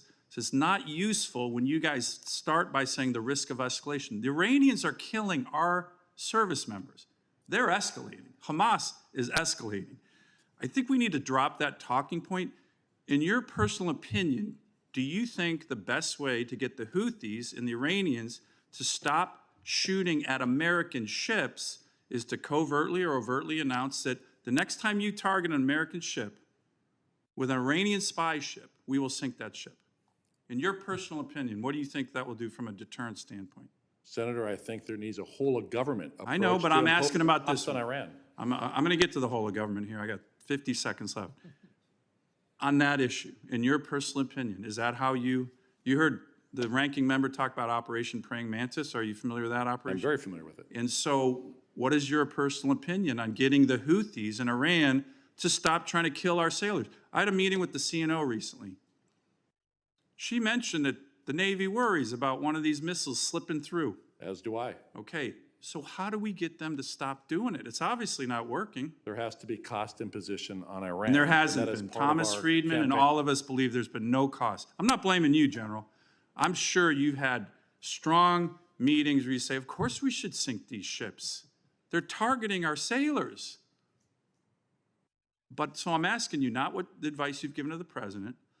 Remember, when you got confirmed here, we gave you a letter saying we can ask you, in your personal opinion, you don't have to talk about what you said to the president. What do you, as a 40-year general, decorated, knows about combat, what's your personal view on whether we should be sinking intel ships from Iran who are providing targeting information to the Houthis to kill American sailors and Marines? I think it's best if in a closed session, I can talk you through the intelligence of what we know Iran is providing and the implications and what we can do about that. I think this is a scandal. And to me, it's shocking. And I'm sure you probably in the closed session will tell me, of course you think we should sink their ships. But I just don't understand it. One final question. I've talked to the president directly and Jake Sullivan and their whole team about non-kinetic actions, like reimposing sanctions on the oil and gas regime of Iran. At the end of the Trump administration, the Iranians had $4 billion in foreign reserves. That's not a lot. Now they have about $75 billion because we lifted sanctions in essence. Have you recommended, and by the way, the president said he thought it was a good idea. Said, looked at his national security advisor, talked to Senator Sullivan and the team on this. That was in December. We're not doing that. Have you recommended non-kinetic options like stronger sanctions against the Iranians in their oil and gas regime? My recommendations are military in nature, but I do recommend a whole-of-government approach for cost imposition on Iran. Thank you. Thank you, Mr. Chairman. Thank you, Mr. Chairman. General Langley, General Kurilla, good to see both of you again.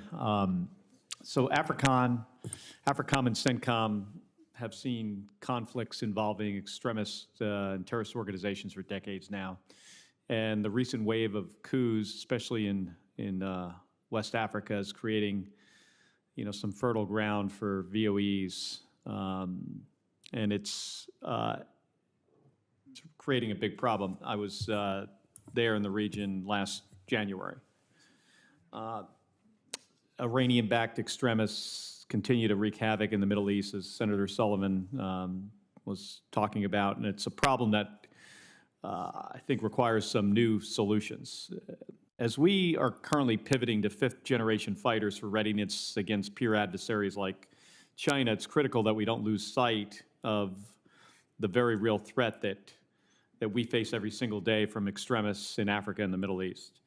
And General Langley, you've previously highlighted the need for more ISR capability, calling ISR an active deterrent in Africa. Yet there are a limited number of ISR aircraft to go around. There are also a limited number of assets that can provide any kind of close air support in the region. And then SOCOM has begun its acquisition of the new light attack aircraft, the OA-1K, for armed overwatch and close air support. And it seems to be capable in filling, some of this gap. And it does seem to be an aircraft that's uniquely positioned to excel in AFRICOM. Just a few months ago, I was flying an F-16 in Arizona and was reminded how difficult it is to do close air support in a really fast-moving airplane like an F-16, F-35.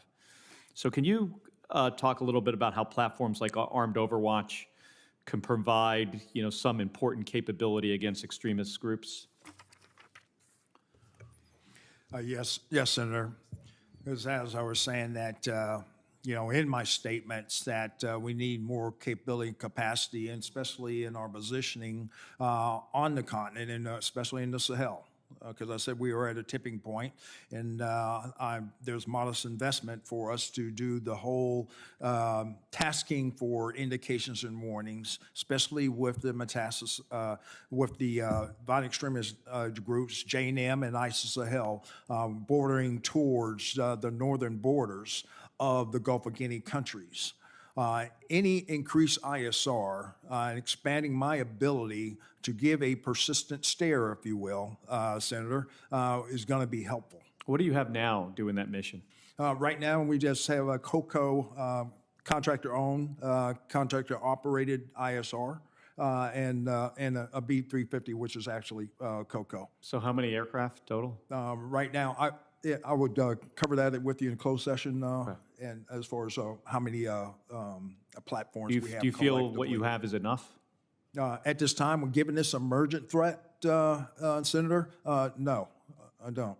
Okay. And General Kurilla, can you talk a little bit about the importance of an armed overwatch capability in CENTCOM? Yeah, anytime you can have armed overwatch overhead that also provides an ISR and an intelligence capability is beneficial. The only thing we have to watch for is the ability of the of air defense systems that could take that down, because it is a slow mover. And do both of you think that the air tractor, the OA-1K, is appropriate for this mission? So I had to do a full assessment on it based on the threat that we have, because there are other characters on this AOR, especially in the West. It depends on the region we would operate it with. I was in Jordan about 6 weeks ago, Saudi Arabia, Israel as well, but in Jordan they had some of these on the flight line, not ours, but the Jordanian Air Force, and then they had a lot of stuff hanging on it. The king's daughter flies one of them. Oh, really? I did not know that. Yeah, and it's seemed like you could hang a lot of stuff on it, and it has a lot of loiter time, and could fly at a pretty low altitude. Even an airplane like that that's designed initially as a crop duster can fly around and turn really effectively, below 50 feet. So I was just looking at it. I haven't flown it either, but it seemed quite impressive, and for the kind of missions that you're involved in your AORs, it seems appropriate. Thank you, Mr. Chairman. Thank you, Senator Kelly. Senator Kramer, please. Thank you, Mr. Chairman. Thank you, Generals, for being here. I'm going to follow up with Senator Kelly's line of questioning and going back a little bit to Senator Fisher's with regard to ISR, now that we're getting a little more specific. And I'll try to, avoid having to get into secrets, but you mentioned in your opening statement, General Kurilla, that the continued threat from Afghanistan. Have you had to divert ISR from Afghanistan or from anywhere else to cover other areas? Remember, Afghanistan was to be protected by over-the-horizon. I worry that we're so thin. So give me some specifics about diversion of ISR providing gaps. So every day, Senator, I have to determine where the risk is, and I have to move intelligence, surveillance, and reconnaissance assets around, just like I do with my defensive counter-air fighters. And the only places I was being shot at the time were Iraq and Syria and in the Red Sea. So for a period of time, I did divert ISR out of Afghanistan to be able to cover down on those areas that are most critical. I do know that when Iranian-aligned militia groups or Houthis are out and they're trying to launch UAVs, rockets, missiles, that when we have ISR over the time, that has a deterrent effect. Mm-hmm. So we do need, and this is something that I do think we need to continue to fund as additional capabilities. Well, and I worry about that because we're going just the opposite direction. We're retiring particularly unmanned systems at a very fast rate and not building more of them nearly fast enough. And I worry that we're leaving a lot of really expensive assets out there unprotected, that survivability of the sea fleet in some cases, the carrier fleet, as well as the men and women on the ground. With regard to AFRICOM, General Langley, now the MQ-9 Reaper, MQ-9A Reaper is pretty important in your role. Can you just maybe elaborate a little bit on the importance of that system? Again, in comparison to the MQ-1, it just has more on-station time, and just put it that way, exponentially. And, given the tyranny of distance, especially across the Sahel, and even in East Africa, is that platform is in dire need. So to continue with that, understand that there's going to be a transition coming up, so we need other type capabilities that are equivalent or even more, given the emergent threat that we have across Africa. What you just said is really, really important, that the best we have is older maybe than the threat requires, and we ought to continually be developing more modern, more durable, perhaps, more sustainable, more lethal as well as covert. Maybe in the later session, we can talk more specifically about potential solutions to that. With that, that's all I have, Mr. Chairman. Thank you. Thank you very much, Senator Kramer. Senator Rosen, please. Well, thank you, Chairman Reed, for holding this hearing. I'd also like to thank General Kurilla and General Langley for testifying today, and always for your service to our country. Thank you. I want to talk a little bit about Iran and the long-term strategy to deter Iran, because our brave service members in the Central Command area of responsibility, well, they're facing drone and rocket attacks on a regular basis from both land and sea. Recently, 3 U.S. soldiers were killed, dozens more injured in attack against our troops in Jordan. There were Staff Sergeant William Rivers, Sergeant Kennedy Sanders, and Sergeant Brianna Moffitt. They all made the ultimate sacrifice for our nation, and their service will never be forgotten. And I'm going to add, may their memories be a blessing to all those who knew and loved them. But we know where these attacks are originating. Iran's hostile regime and its deadly proxies. And yet, we lack a sufficient deterrent strategy. That's why Senator Ernst and I have successfully led initiatives to mandate CENTCOM air and missile defense and maritime strategies to defend against Iran's regional aggression and protect U.S. service members. So, General Kurilla, please. While recent U.S. strikes on Iranian-aligned militias may have degraded their short-term capabilities, what is our long-term strategy to deter Iran and proxies? And for what we can say here, I'm sure we can have a classified as well. Well, thank you, Senator. I mean, deterrence is always temporary whenever you do establish it, but we need to have a whole-of-government approach in our ability to deter Iran's malign behavior. They are the epicenter of instability in the Middle East. Well, and proactively, what are we doing proactively to prevent these militias before they attempt to harm us? I think that is, deterrence is one thing, but how do we proactively stop what they're doing, try to cut them off before they can do anything? So part of that comes with the use of intelligence, surveillance, and reconnaissance assets, defensive counter, air over the top. We know that has an effect. On a classified session, I can tell you exactly how that works. But in terms of our ability to stop them, we have struck back. The last strike we did in Iraq and Syria hit 85 targets, and then we waited several days, and then we killed the commander of Kataib Hezbollah in Syria, in downtown Baghdad. He was directly responsible for conducting attacks on U.S. service members. That has had a temporal deterrent effect. Right now, there has not been an attack in over 32 days in Iraq and Syria. Well, good. I'll look forward to the classified briefing so we can hear more. And I want to also talk about CENTCOM's support for Israel, because Israel is our closest and most reliable ally in the Middle East.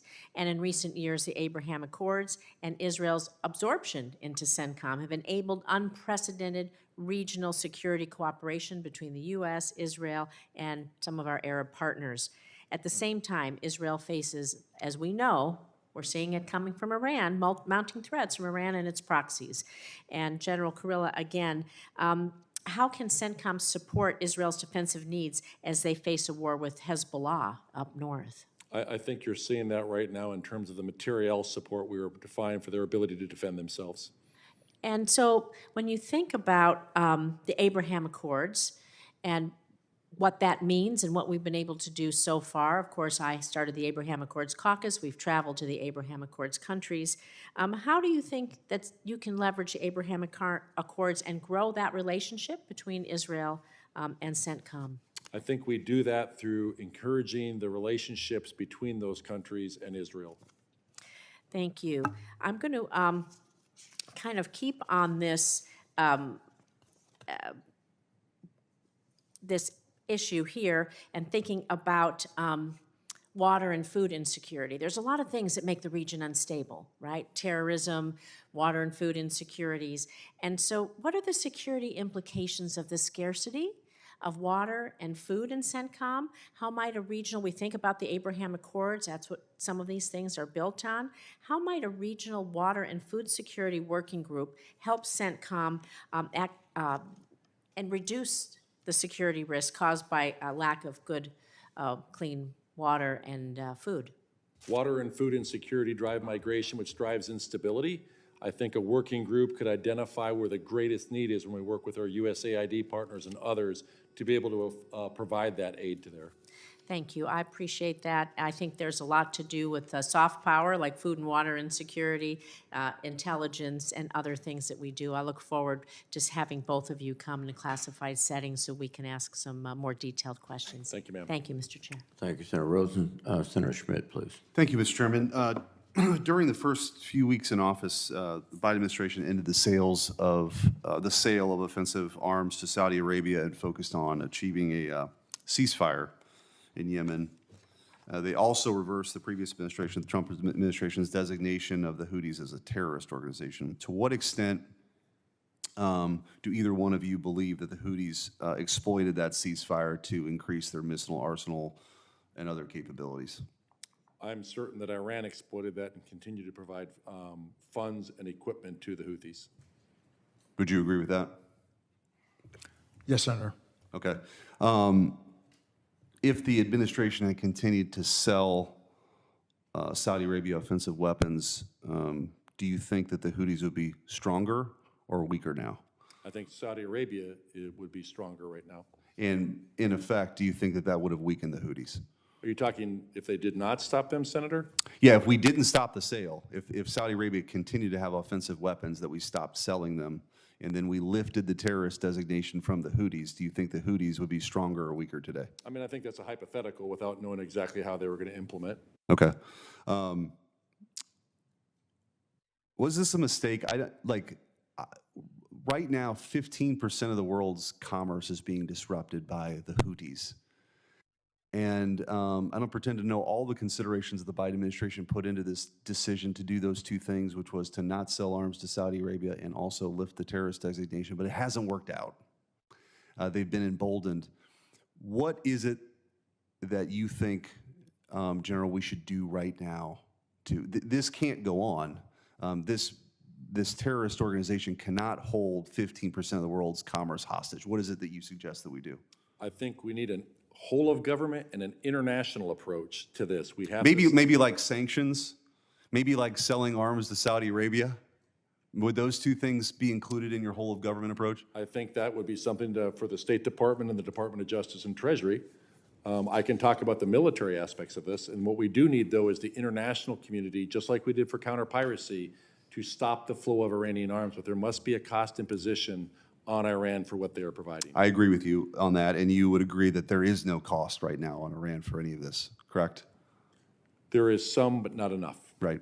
Like enforcing sanctions as relates to them selling oil would be one of them, a whole of government approach, right?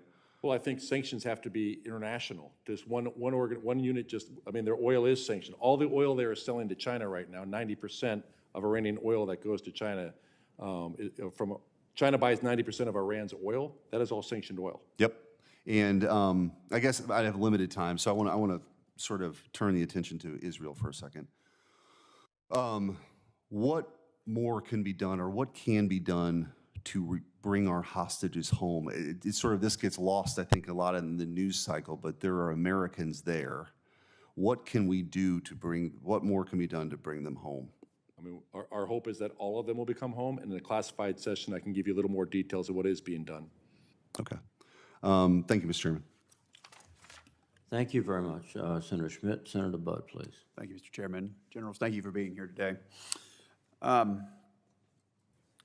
Kurilla, as you know, the United States must take a firm stance against Iran and its proxies. This is essential to get Iran to back down and stop its barbaric and destabilizing activities in the Middle East. But how we achieve that goal, it's as important as achieving it in the first place. Europe and the Middle East are at war. The Indo-Pacific looks like it may not be far behind. So if we're going to avoid a war in the Indo-Pacific, then we must defend U.S. interests in other theaters without using up capabilities that are needed to deter China. So we know that long-range missiles like Tomahawks will be needed to deter or defeat Chinese aggression. Other things like air and missile defenses will be equally vital. We also know that based on DoD and CENTCOM's public statements, that CENTCOM is using significant numbers of all these capabilities in its ongoing operations. So, General, are you concerned that CENTCOM's use of these capabilities, such as critical munitions, air and defense missiles, and the like, is coming at the expense of America's ability to deter China? I know not in your AOR, but the materials you use may be of concern. I'm concerned with defending our soldiers, sailor, airmen, and Marines and Coast Guardsmen out there right now.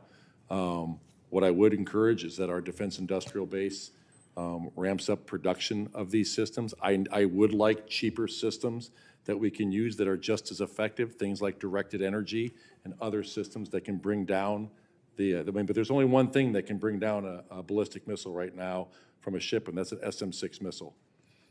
Thanks for that. General, continue on. Can CENTCOM achieve its objectives against the Houthis and others in the region without using Tomahawks or other weapons that are vital to deter China already in short supply? You touched on that a bit, but if you would expand, please. Yeah, in a classified session, I can tell you the exact number we used. We can tell you why we used them when we did, but I don't think we fired a Tomahawk missile any time recently. Has OSD or the Joint Staff directed CENTCOM to stop or reduce the use of weapons required for China contingency in CENTCOM's ongoing operations against the Houthis? They have not. Can you provide this committee with a full list of munitions I think you may have mentioned that in the confidential setting, that CENTCOM has used during operations in the aftermath of the October 7th attack. Would you be willing to share that with us? In the I'll classified provide setting? that through the department. Yeah, thank you. General Langley, I'm very proud of the North Carolina National Guard State Partnership Program. As you mentioned in your written testimony, the North Carolina National Guard recently expanded this program in AFRICOM to include both the Republic of Malawi and the Republic of Zambia, in addition to its current partnership on the African continent with the Republic of Botswana. Can you please provide an update on the state partnership program in AFRICOM, particularly on the new partnership with Malawi and Zambia? Yes, Senator. This was just talking to General Hokanson, especially at the anniversary last summer. We see that outsized effects of the institution of state partnership programs. I wish we had more, because in competing with our competitors of Russian Federation and the People's Republic of China, they have nothing to match that. So these are the assurance actions that really solidifies us as a partner of choice. Other countries see this and they ask when are they going to get their country partnership. So this vastly outweighs some of their rhetoric, and when I say there, I'm talking about the competitors of how they're trying to replicate what we're trying to do, because we already know that Africa, within Africa, the Russian Federation wants to establish a ground game that resembles a state partnership program, but it doesn't have the values and doesn't have the values, the democratic values of what we bring, that is the intrinsic values for stability, security and prosperity with our African partners. Thank you, General. So how do short-term continuing resolution CRs, how do they impact the execution of the state partnership program?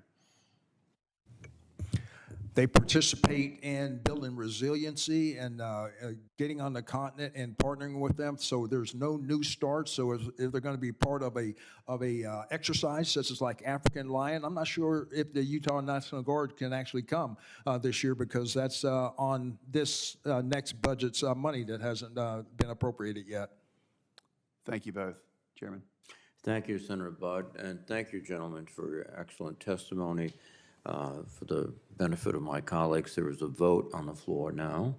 We'll go to that vote. We'll reconvene in SV 217 at 2:15, which will allow people to stop along the way. Is that, excuse me? 12:15. 12:15, I'm sorry.